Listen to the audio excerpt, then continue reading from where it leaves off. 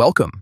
If you've been noticing websites not loading correctly or features missing, like logins or shopping carts not saving, there's a good chance third-party cookies are turned off in your Chrome browser.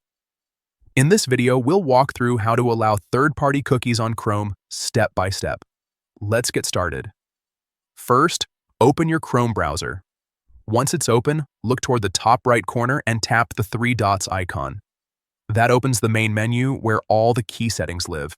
From the menu that appears, scroll down and select Settings. This will open a new page filled with different options to customize your browsing experience. Next, scroll until you find Privacy and Security. Under this section, look for Site Settings. Tap on it.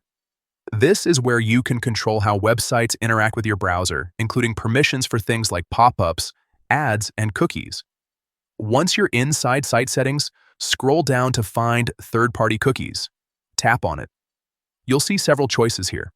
Chrome gives you control over how cookies from external sites are handled. To fully enable third-party cookies, choose the option that says Allow Third-Party Cookies. This means websites can store small bits of data from other domains, which helps with things like remembering login details and maintaining smooth site functionality. After selecting that option, Chrome will automatically save your choice. No need to restart the browser.